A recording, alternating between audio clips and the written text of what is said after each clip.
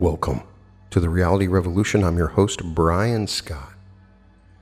Today's episode is focused upon one of the most important concepts in reality creation. It's an age-old idea that has been fully discussed by the likes of Mitch Horowitz and Napoleon Hill. The definite chief aim, or chief definite aim, whatever you want to call it. I often get a question in my comments about manifesting. Brian, I have 12 things I want to manifest. I'd like to have a new car. I'd like to get a new house. I'd like to have a new boyfriend. I'd like to go on a certain trip. And so what should I do? Should I focus on one thing at a time?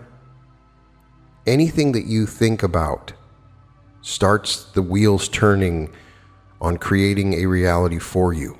But there is genuine power in declaring a definite chief aim, in holding one thing above all other things. When you focus on a definite chief aim, all the other things may fall into place. You may be able to get that car and get that boyfriend, find that job, find that new vacation, whatever it is. And so I want to discuss the definite chief aim. In particular, I'm reading Lesson 2 from the Laws of Success, which is where Napoleon Hill discusses this idea for the first time prior to Think and Grow Rich, in which he also discussed it several times. We can learn from Napoleon Hill's lesson on how to achieve your definite chief aim and the importance in focusing upon it. A definite chief aim. Now, the beginning of this lesson really focuses on the concept of the mastermind, which he discusses in the first lesson, and the concepts of success and power, giving examples of great leaders like Andrew Carnegie, and focusing on the fact that they were able to create organized effort, looking at a mastermind focusing on a single idea. He then begins to talk more specifically about the definite chief aim in saying that the keynote of this entire lesson is to be in the word definite. It is most appalling to know that 95% of the people of the world are drifting aimlessly through life without the slightest conception of the work for which they are best fitted, and with no conception whatsoever of even the need of such a thing as a definite objective toward which to strive. There is a psychological as well as economic reason for the selection of a definite chief aim in life. Let us devote our attention to the psychological side of the question first. It is a well-established principle of psychology that a person's acts are always in harmony with the dominating thoughts of his or her mind.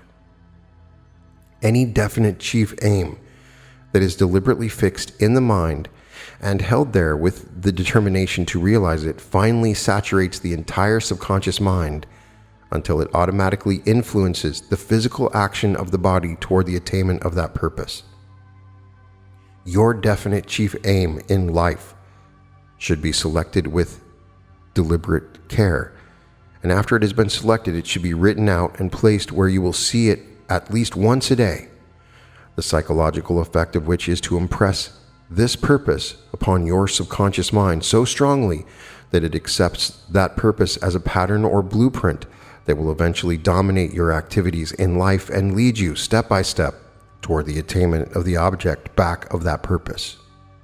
The principle of psychology through which you can impress your definite chief aim upon your subconscious mind is called autosuggestion or suggestion, which you repeatedly make to yourself. It is a degree of self-hypnotism, but do not be afraid of it on that account. For it was this same principle through which the aid of which Napoleon lifted himself from the lowly station of poverty-stricken Corsican to the dictatorship of France. It was through the aid of this same principle that Thomas A. Edison has risen from the lowly beginning of a news butcher to where he is accepted as the leading inventor of the world. It was through the aid of this same principle that Lincoln bridged the mighty chasm between his lowly birth in a log cabin in the mountains of Kentucky and the presidency of the greatest nation on earth. It was through the aid of this same principle that Theodore Roosevelt became one of the most aggressive leaders that ever reached the presidency of the United States. You need have no fear of the principle of autosuggestion, as long as you are sure that the objective for which you are striving is one that will bring you happiness of an enduring nature. Be sure that your definite purpose is constructive, that its attainment will bring hardship and misery to no one, that it will bring you peace and prosperity. Then apply to the limit of your understanding the principle of self-suggestion for the speedy attainment of this purpose. On the street corner, just opposite the room in which I am writing, I see a man who stands there all day long and sells peanuts. He is busy every minute. When not actually engaged in making a sale, he is roasting and packing the peanuts in little bags. He's one of that great army constituting the 95% who have no definite purpose in life. He is selling peanuts, not because he likes that work better than anything else he might do, but because he never sat down and thought out a definite purpose that would bring him greater returns for his labor. He is selling peanuts because he is a drifter on the sea of life. And one of the tragedies of his work is the fact that the same amount of effort that he puts into it, if directed along other lines, would bring him much greater returns. Another one of the tragedies of this man's work is the fact that he is unconsciously making use of the principle of self-suggestion, but he is doing it to his own disadvantage. No doubt if a picture could be made of his thoughts, there would be nothing in that picture except a peanut roaster, some little paper bags, and a crowd of people buying peanuts. This man could get out of the peanut business if he had the vision and the ambition first to imagine himself in a more profitable calling, and the perseverance to hold that picture before his mind until it influenced him to take the necessary steps to enter a more profitable calling. He put sufficient labor into his work to bring him a substantial return if that labor were directed toward the attainment of a definite purpose that offered bigger returns. One of my closest personal friends is one of the best-known writers and public speakers of this country. About 10 years ago, he caught sight of the possibilities of this principle of self-suggestion and began immediately to harness it and put it to work. He worked out a plan for its application that proved to be very effective. At that time, he was neither a writer nor a speaker. Either night, just before going to sleep, he would shut his eyes and see, in his imagination, a long council table at which he placed in his imagination certain well-known men whose characteristics he wished to absorb into his own personality. At the end of the table, he placed Lincoln, and on either side of the table, he placed Napoleon, Washington, Emerson, and Elbert Hubbard. He then proceeded to talk to these imaginary figures that he had seated at his imaginary council table, something after this manner. Mr. Lincoln, I desire to build my own character, those qualities of patience and fairness toward all mankind, and the keen sense of humor, which were your outstanding characteristics. I need these qualities, and I shall not be contented until I have developed them. Mr. Washington, I desire to build in my own character those qualities of patriotism and self-sacrifice and leadership, which were your outstanding characteristics. Mr. Emerson, I desire to build in my own character those qualities of vision and the ability to interpret the laws of nature as written in the rocks of prison walls and growing trees and flowing brooks and growing flowers and the faces of little children, which were your outstanding characteristics. Napoleon, I desire to build in my own character those qualities of self-reliance and the strategic ability to master obstacles and profit by mistakes and develop strength out of defeat, which were your outstanding characteristics.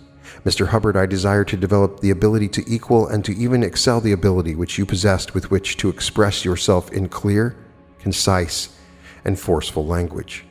Night after night, for many months, this man saw these men seated around the imaginary council table until finally he had imprinted their outstanding characteristics upon his own subconscious mind so clearly that he began to develop a personality which was a composite of their personalities. The subconscious mind may be likened to a magnet, and when it has been vitalized and thoroughly saturated with any definite purpose, it has a decided tendency to attract all that is necessary for the fulfillment of that purpose. Like attracts like in every growing tree. The acorn attracts from the soil and the air the necessary materials out of which to grow an oak tree. It never grows a tree that is part oak and part poplar. Every grain of wheat that is planted in the soil attracts the materials out of which to grow a stalk of wheat. It never makes a mistake and grows both oats and wheat on the same stalk. And men are subject also to this same law of attraction. Go into any cheap boarding house district in any city, and there you will find people of the same general trend of mind associated together. On the other hand, go into any prosperous community, and there you will find people of the same general tendencies associated together. Men who are successful always seek the company of others who are successful, while men who are on the ragged side of life always seek the company of those who are in similar circumstances. Misery loves company. Do not tell the world what you can do, show it.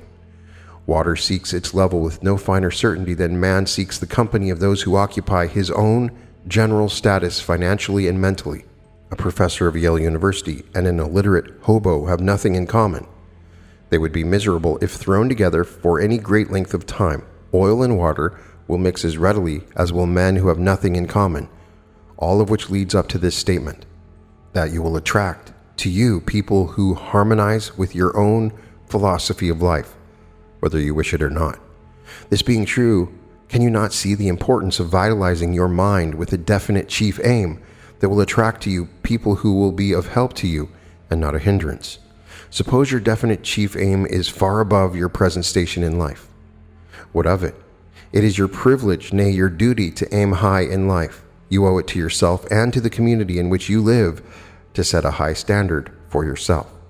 There is much evidence to justify the belief that nothing within reason is beyond the possibility of attainment by man whose definite chief aim has been developed.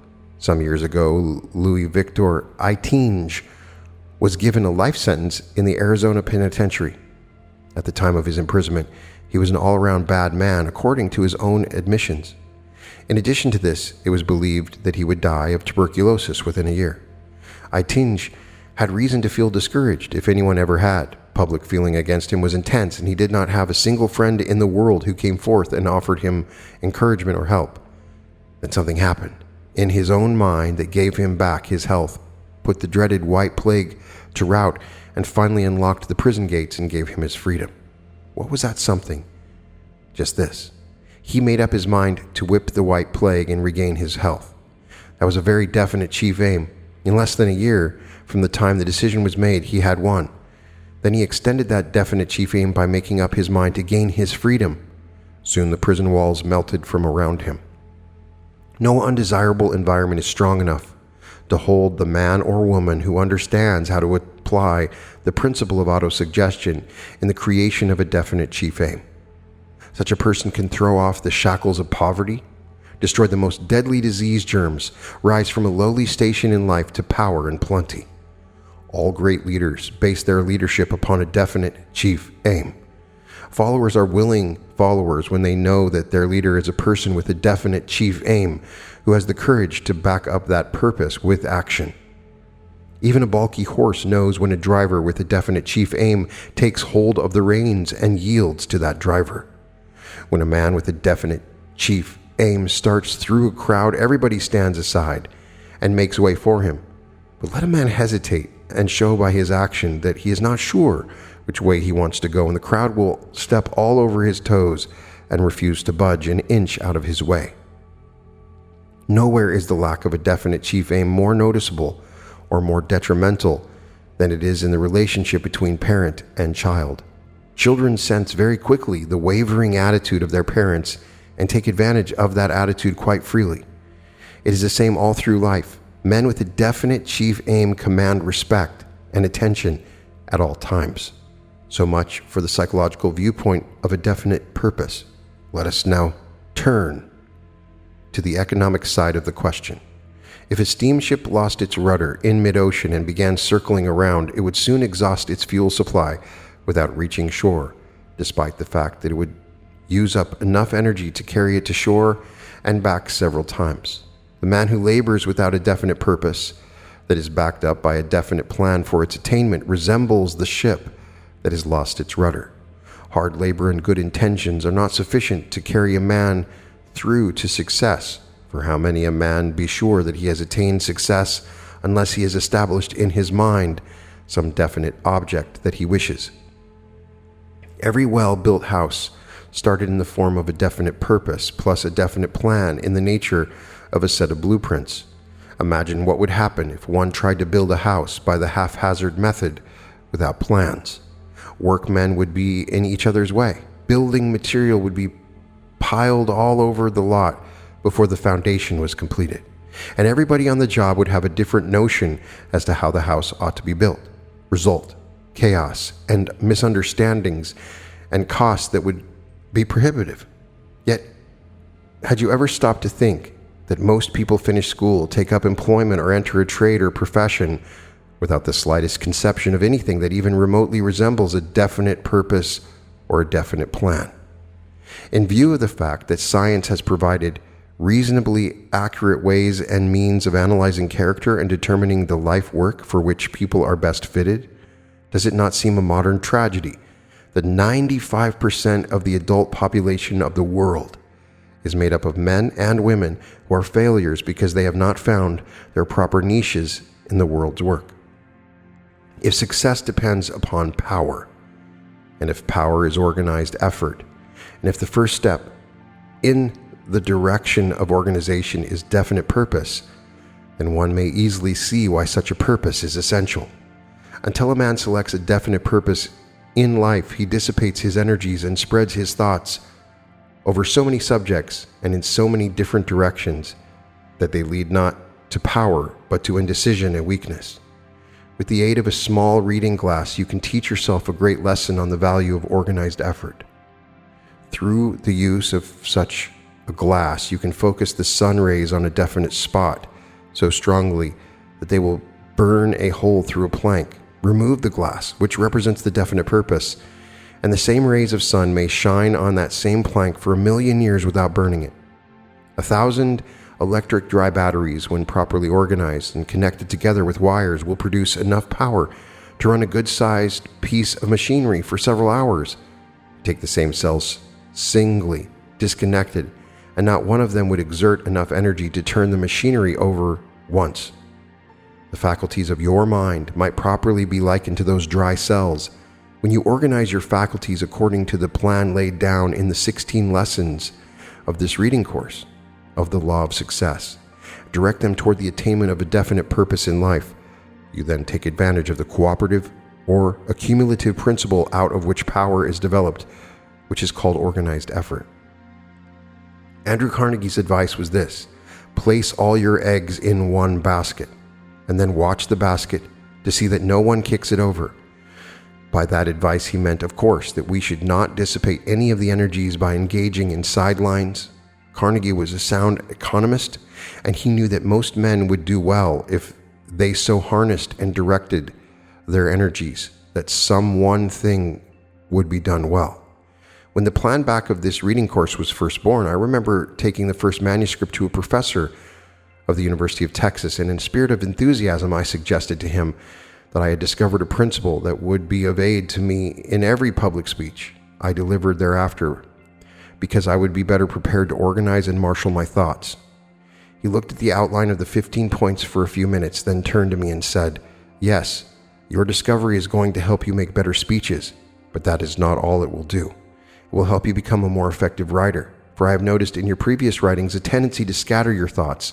For instance, if you started to describe a beautiful mountain yonder in the distance, you would be apt to sidetrack your description by calling attention to a beautiful bed of wildflowers, or a running brook, or a singing bird detouring here and there, zigzag fashion, before finally arriving at the proper point from which to view the mountain. In the future, you're going to find it much less difficult to describe an object, whether you're speaking or writing, because your 15 points represent the very foundation of organization. The best compensation for doing things is the ability to do more. A man who had no legs once met a man who was blind. To prove conclusively that the lame man was a man of vision, he proposed to the blind man that they form an alliance. They would be of great benefit to both.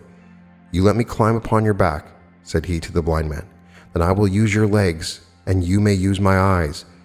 Between the two of us, we will get along more rapidly." Out of allied effort comes great power. This is a point that is worthy of much repetition.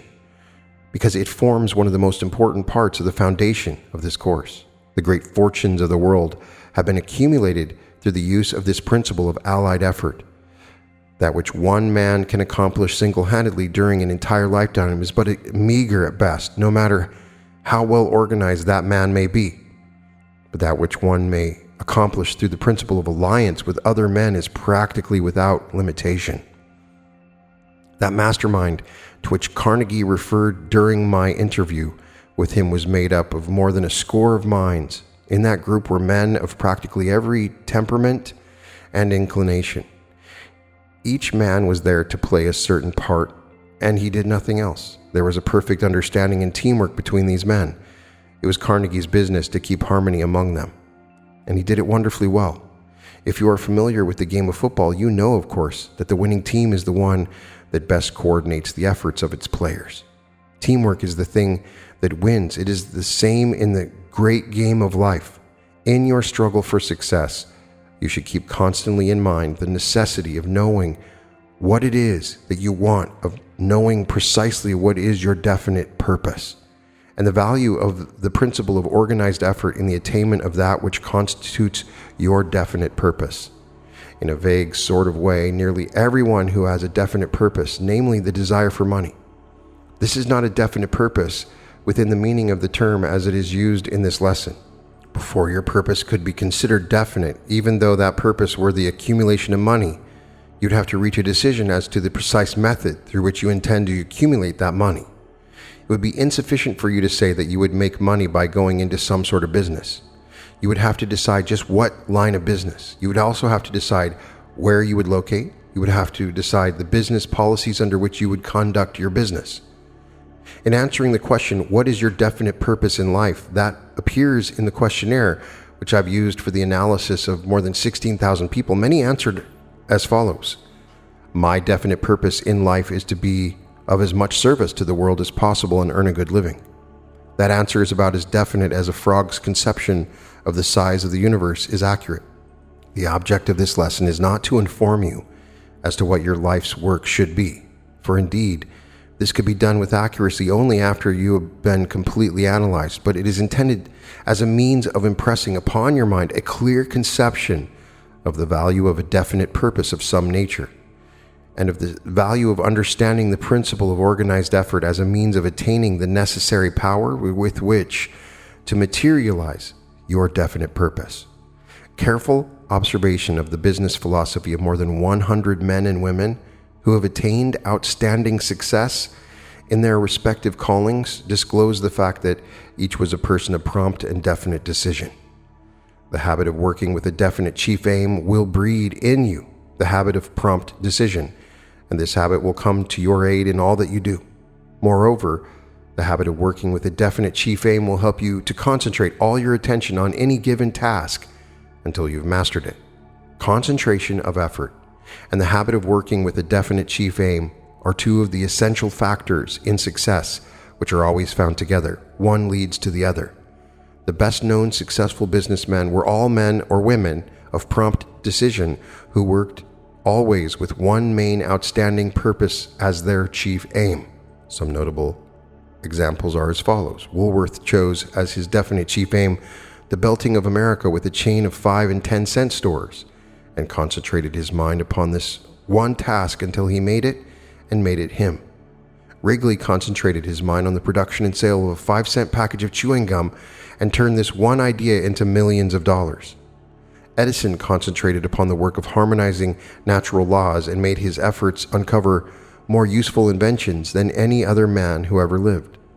Henry L. Doherty concentrated upon the building and operation of public utility plants and made himself a multimillionaire. Ingersoll concentrated on a dollar watch and girdled the earth with tickers and made this one idea yield him a fortune. Statler concentrated on a home-like hotel service and made himself wealthy as well as useful to millions of people who use his service. Edwin C. Barnes concentrated on the sale of Edison dictating machines and retired while still a young man with more money than he needs.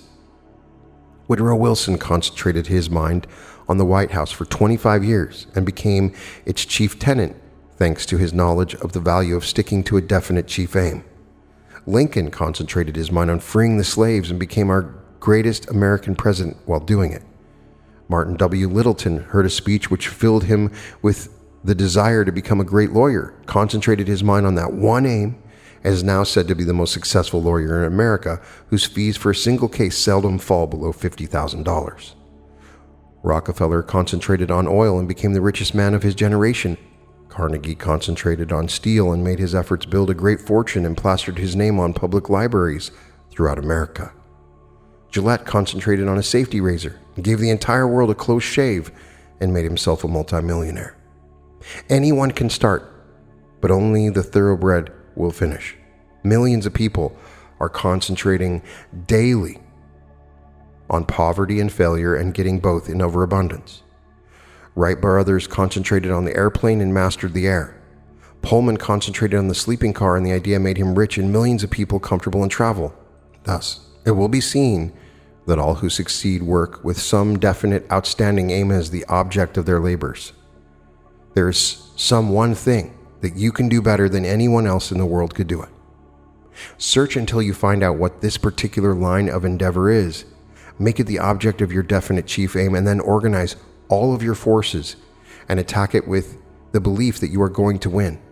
In your search for the work for which you are best fitted, it will be well if you bear in mind the fact that you will most likely attain the greatest success by finding out what work you will like best, for it is well-known fact that a man generally best succeeds in the particular line of endeavor into which he can throw his whole heart and soul. Let us go back, for the sake of clarity and emphasis, to the psychological principles upon which this lesson is founded, because it will mean a loss you can ill afford if you fail to grasp the real reason of establishing a definite chief aim in your mind. These principles are as follows. First, every voluntary movement of the human body is caused, controlled, and directed by thought, through the operation of the mind. Second, the presence of any thought or idea in your consciousness tends to produce an associated feeling and to urge you to transform that feeling into appropriate muscular action that is in perfect harmony with the nature of the thought. For example, if you think of winking your eyelids and there are no counter-influences or thoughts in your mind at the time to arrest action, the motor nerve will carry out your thought from the seat of government in your brain, and appropriate or corresponding muscular action takes place immediately. Stating this principle from another angle, you choose, for example, a definite purpose as your life work and make up your mind that you will carry out that purpose. From the very moment that you make this choice, this purpose becomes the dominating thought in your consciousness, and you are constantly on the alert for facts, information, and knowledge with which to achieve that purpose. From the time that you plant a definite purpose in your mind begins, both consciously and unconsciously, to gather and store the material with which you are to accomplish that purpose. Desire is the factor which determines what your definite purpose in life shall be. No one can select your dominating desire for you, but once you select it yourself, it becomes your definite chief aim and occupies the spotlight of your mind until it is satisfied by transformation into reality, unless you permit it to be pushed aside by conflicting desires. To emphasize the principle that I am here to make clear, I believe it is not unreasonable to suggest that to be sure of successful achievement, one's definite chief aim in life should be backed up with a burning desire for its achievement. I have noticed that boys and girls who enter college and pay their way through by working seem to get more out of their schooling than do those whose expenses are paid for them. The secret of this may be found in the fact that those who are willing to work their way through are blessed with a burning desire for education, and such a desire, if the object of the desire is within reason, is practically sure of realization. Science has established beyond the slightest room for doubt that through the principle of autosuggestion, any deeply rooted desire saturates the entire body and mind with the nature of the desire and literally transforms the mind into a powerful magnet that will attract the object of the desire, if it be within reason. For the enlightenment of those who might not properly interpret the meaning of this statement, I will endeavor to state this principle in another way. For example, merely desiring an automobile will not cause that automobile to come rolling in. But if there's a burning desire for an automobile, that desire will lead to appropriate action through which an automobile may be paid for.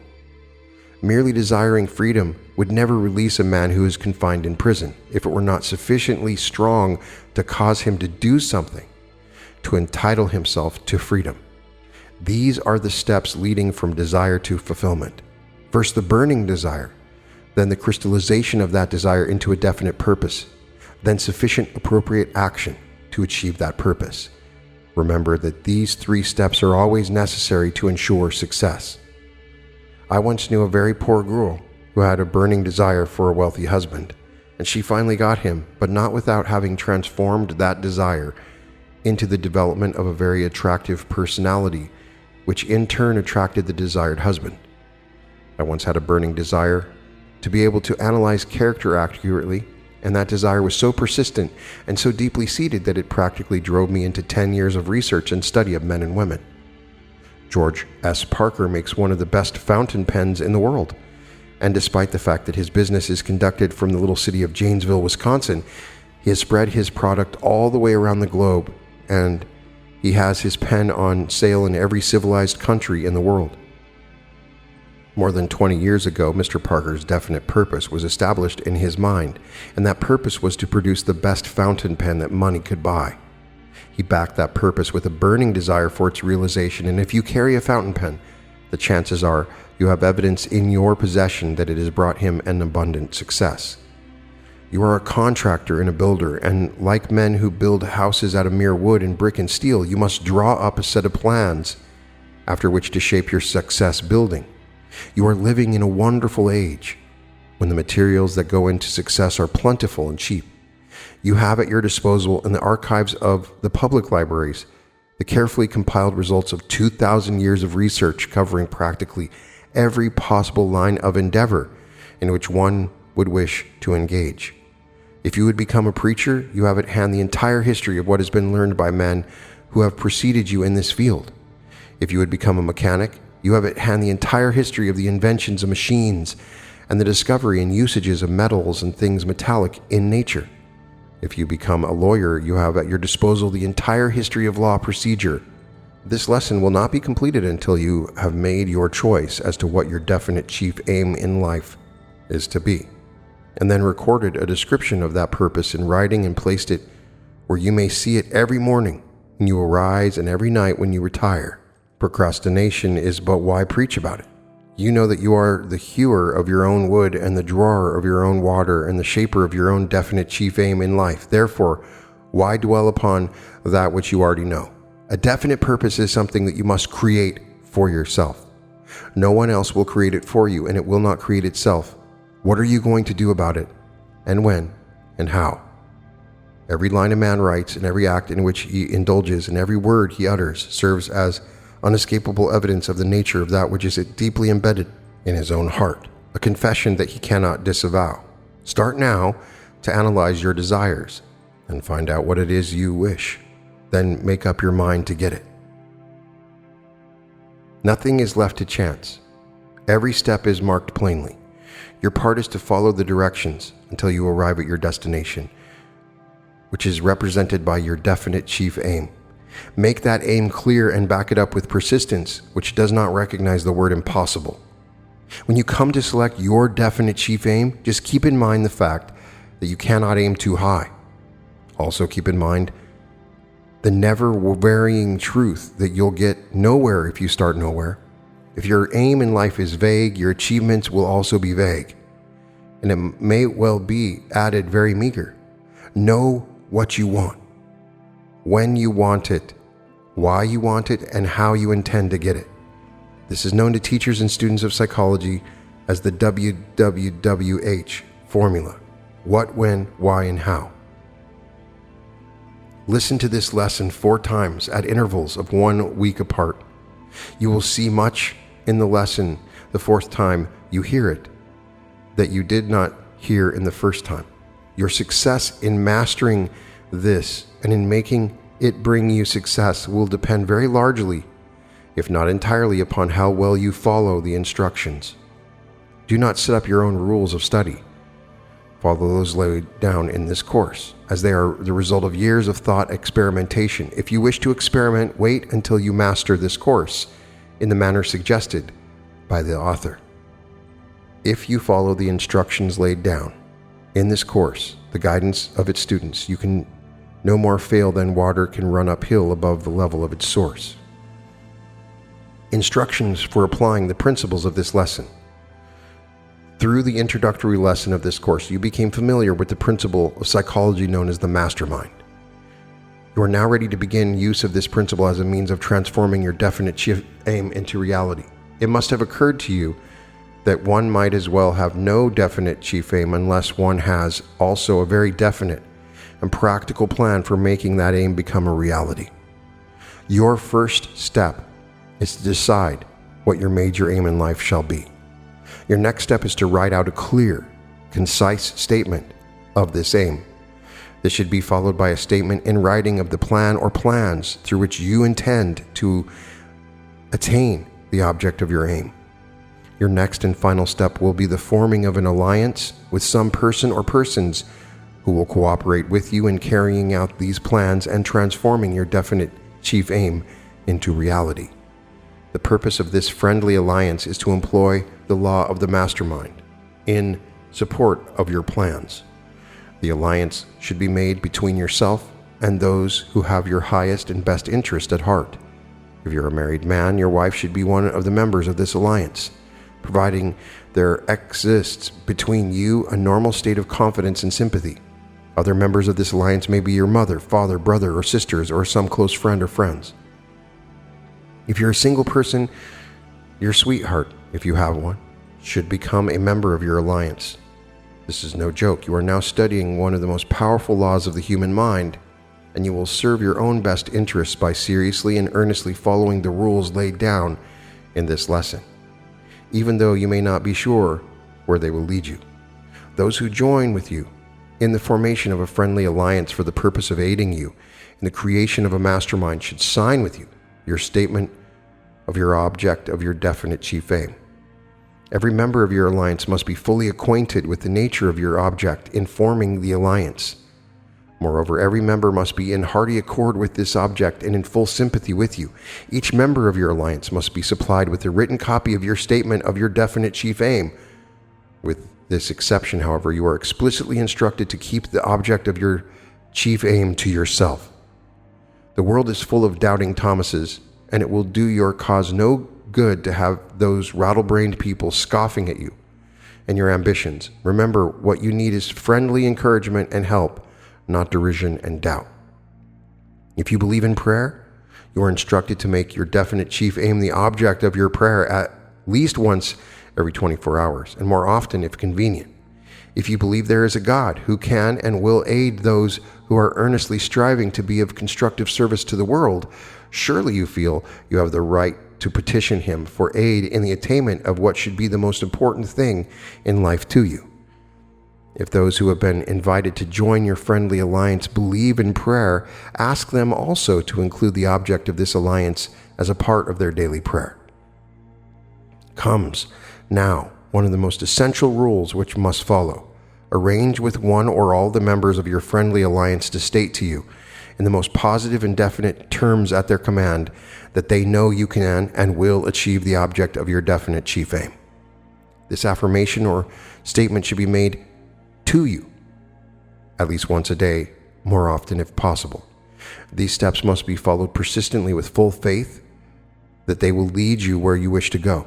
It will not suffice to carry out these plans for a few days or a few weeks and then discontinue them. You must follow the described procedure until you attain the object of your definite chief aim, regardless of the time required. From time to time, it may become necessary to change the plans you have adopted for the achievement of the object of your definite chief aim. Make these changes without hesitation. No human being has sufficient foresight to build plans which need no alteration or change. If any member of your friendly alliance loses faith in the law known as the mastermind, immediately remove that member and replace him or her with some other person. Andrew Carnegie stated to the author of this course that he had found it necessary to replace some of the members of his mastermind In fact, he stated that practically every member of whom his alliance was originally composed had in time been removed and replaced with some other person who could adapt himself more loyally and enthusiastically to the spirit and object of the alliance. Yes, he succeeded, but he almost failed. So did Robert Fulton and Abraham Lincoln and nearly all the others whom we call successful. No man ever achieved worthwhile success who did not at one time or other find himself with at least one foot hanging well over the brink of failure. You cannot succeed when surrounded by disloyal and unfriendly associates, no matter what may be the object of your definite chief aim. Success is built upon loyalty, faith, sincerity, cooperation, and the other positive forces which one must surcharge this environment. Many of the students of this course will want to form friendly alliances with those with whom they are associated professionally or in business, with the object of achieving success in their business or profession. In such cases, the same rules of procedure which have been here described should be followed. The object of your definite chief aim may be one that will benefit you individually, or it may be one that will benefit the business or profession with which you are connected. The law of the mastermind will work the same in either case. If you fail either temporarily or permanently in the application of this law, it will be for the reason that some member of your alliance did not enter into the spirit of the alliance with faith, loyalty, and sincerity of purpose. The last sentence is worthy of second reading. The object of your definite chief aim should become your hobby. You should ride this hobby continuously. You should sleep with it, eat with it, play with it, work with it, live with it, and think with it. Whatever you want, you may get, if you want it with sufficient intensity, and keep on wanting it, providing the object wanted is one within reason, and you actually believe you will get it. There is a difference between, however, merely wishing for something and actually believing you will get it. Lack of understanding of this difference has meant failure to millions of people. The doers are the believers in all walks of life. Those who believe they can achieve the object of their definite chief aim do not recognize the word impossible. Neither do they acknowledge the temporary defeat. They know they are going to succeed, and if one plan fails, they quickly replace it with another plan. If there is one word which should stand out in your mind in connection with this lesson, it is the word persistence. You now have within your possession the passkey to achievement. You have but to unlock the door to the temple of knowledge and walk in. But you must go to the temple. It will not come to you. If these laws are new to you, the going will not be easy at first. You will stumble many times, but keep moving.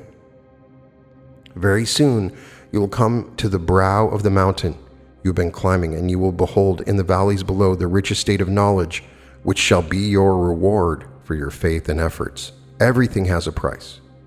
There is no such possibility as something for nothing. In your experiments with the law of the mastermind, you are jockeying with nature in her highest and noblest form. Nature cannot be tricked or cheated. She will give up to you the object of your struggles only after you have paid her price, which is continuous, unyielding, persistent effort. What more could be said on the subject? You have been shown what to do, when to do it, how to do it, and why you should do it. If you will master this next lesson on self-confidence, you will then have the faith in yourself to enable you to carry out the instructions laid down for your guidance. Master of human destinies am I. Fame, love, and fortune on my footsteps wait. Cities and fields I walk, I penetrate. Deserts and seas remote and passing by, hovel and mart and palace soon or late. I knock unbidden once at every gate. If sleeping wake, if feasting rise before, I turn away. It is the hour of fate. And they who follow me reach every state. Mortals desire and conquer every foe, save death, but those who doubt or hesitate. Condemned to failure, penury, and woe, seek me in vain and uselessly implore. I answer not, and I return no more. Ingalls. Neglecting to broaden their view has kept some men doing one thing all their lives. This concludes Napoleon Hill's lesson on a definite chief aim. I don't know where you're at in your current life goal and your current journey, For some of you, you have no desire to set a goal, and that's fine. But if you are out there and you have set a goal and you have some chief definite aim, some innate desire that you are focusing on, and you've written down a clear and concise statement, you can follow these lessons to help you. You can begin to gather people around you. These are people that are loyal to you, that you can share this with. There's some caution given. You don't share your object of your definite chief aim, but you can certainly share your definite chief aim. What is the definition of the difference of those things? That's the underlying goal, I guess. But I would be careful with who you gather in your mastermind, because he explains they can be incredibly helpful in guiding you towards your goal. And they can also be very much of a hindrance as well. But your energies that you're focusing all go towards this one thing, and it will come to pass. Anytime that you focus all parts of your personality and all people around you on one definite chief aim, that is when the transformation can begin. So I would like for you in the comments to write down in a concise statement, what is your definite chief aim? How are you going to achieve it? Go through the process of focusing on what it is that you want. There's some amazing examples given here of people throughout history that have applied this principle of moving towards the definite chief aim. I have found when you let all of your thoughts and life and energy focus on one thing, it will always come to pass. So if you found yourself wanting multiple things and really putting your energies into multiple things, you might have diluted your ability to change your reality in the ways that you want. So for now, back up a little bit. And oftentimes, if you pick one really powerful, definite chief aim, a lot of the other things can come about as well. Maybe you find that business that you want and it brings you to the love of your life, and it gives you the ability to go on that vacation or to buy that car. Go about determining what it is you truly want. There's something that's uniquely special about you, a service that you can offer that nobody else in the world can offer. And I promise you, if you apply this principle where you focus your intention like a laser, it will come to pass and the whole entire world will work to make it so.